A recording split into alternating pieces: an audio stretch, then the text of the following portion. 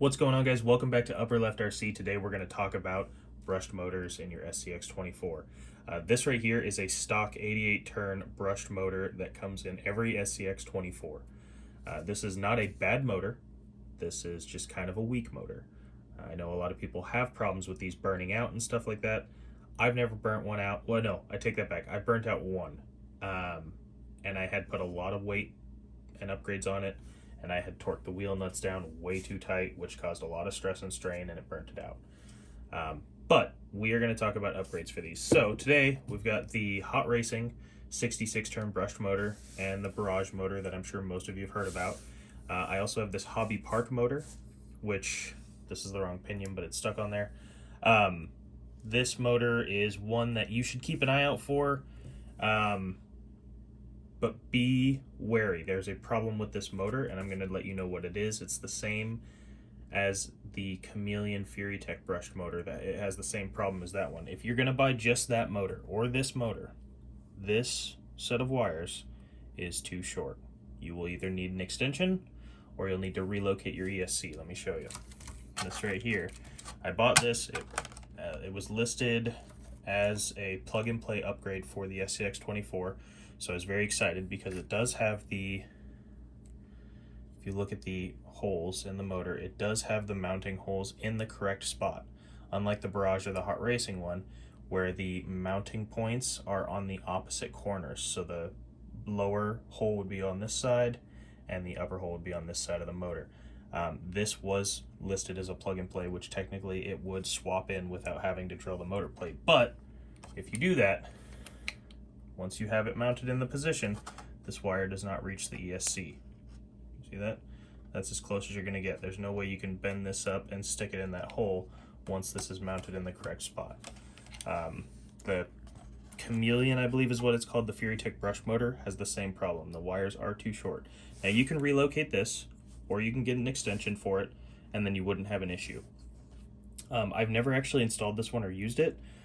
My guess is that this probably has the same issue that these do once you get them mounted, and that is when you pull the trigger on your controller, forward is actually reverse and reverse is forward. The only way that I had been told for a long time to fix that is to unsolder these wires and swap them and solder them back onto the motor. That's the only way I had heard of and I had seen. And so for a long time, I didn't install this barrage motor. I've had this thing for probably 8 months, maybe longer, this motor. And because I don't have the tools to solder or the know-how currently, I've just been putting it off and not installing it. Same with this Hot Racing motor. When I got it, I was like, man, I really don't want to install this because I don't want to have to, use reverse to go forward whenever I'm driving. I did buy the motor plate and I finally got it installed. And when I installed it, something occurred to me and I want to share that with you guys. There's two ends to these wires. You can also fix the problem at this end, and it's super easy. I don't know why more people don't talk about it. Everyone always talks about soldering and reversing the wires that way, but these little plugs here, these two little tiny plastic tabs that are clearly visible, if you have a little flathead screwdriver or even a knife, you can pop under this, pry it up just a little bit. You don't want to break the tab off because that's what holds the wire, and then pull these wires out and flip them. If you flip them, push that tab back down with my thumbnail, slide this in, you'll see it just holds it perfectly fine the way it did before. You can hear it snap, and then boom, it's in there. You can swap these and be good to go. You don't have to know how to solder. If that's something that's been putting you off about this process, don't let it scare you or bother you, because that took me, 5 seconds to pry that up and plug it back in.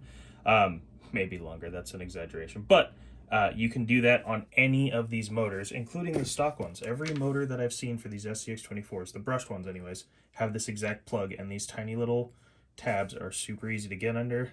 You pry it up just ever so slightly, slide the wire out, do it on the other side, and then swap them. Really simple. Once I did that, I was good to go. I was really excited. I got these both installed. This one, I did drill the holes in the motor plate to mount it. This one, I have the Hot Racing motor mount plate, which you can also find them online as universal motor mount plates. They'll have 4 holes in it. I'll try and throw a photo up on the screen now of the universal motor mount plate, just because those mounting holes are swapped on the motors.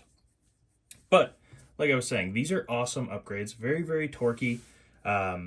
Great little motors. The Barrage and the Hot Racing, I'm pretty sure they're the same, just one's rebranded as Hot Racing. They both function really well. I'll actually get some run video at the end here, but I wanted to let everybody know that if soldering is the reason you haven't gotten the motor, don't let that stop you. It's still a very simple fix. Yeah, the other thing I wanted to talk about since I'm here is batteries. These 900 milliamp hour 30C discharge LiPo batteries, I found these on Amazon. These plugs to charge are like the exact same as the normal ones. I wasn't sure what was going on when I looked at the photo. They're the same plug. It just has this plastic casing around it so that it's easy to pull out without ripping the wires out. But these do work great in the Scx24s, except here's a stock battery. This is the 350 milliamp hour one. Here's the 900 milliamp hour one.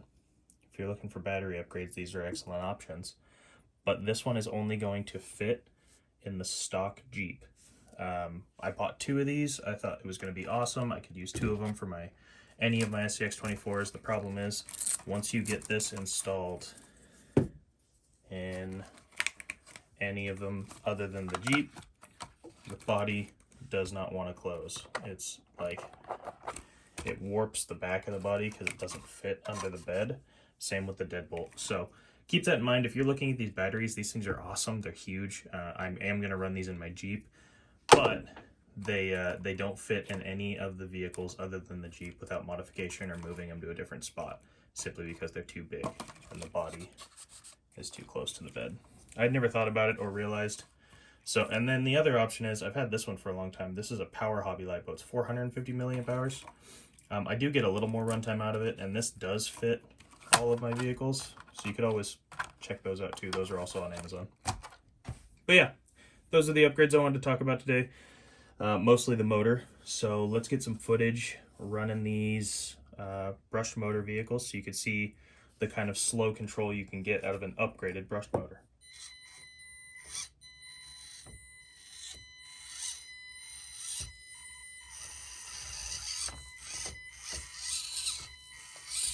So this is my B17 Betty. This one still has the stock motor in it, so I'm going to run this one in comparison so you can see how it compares to the bigger brush motors.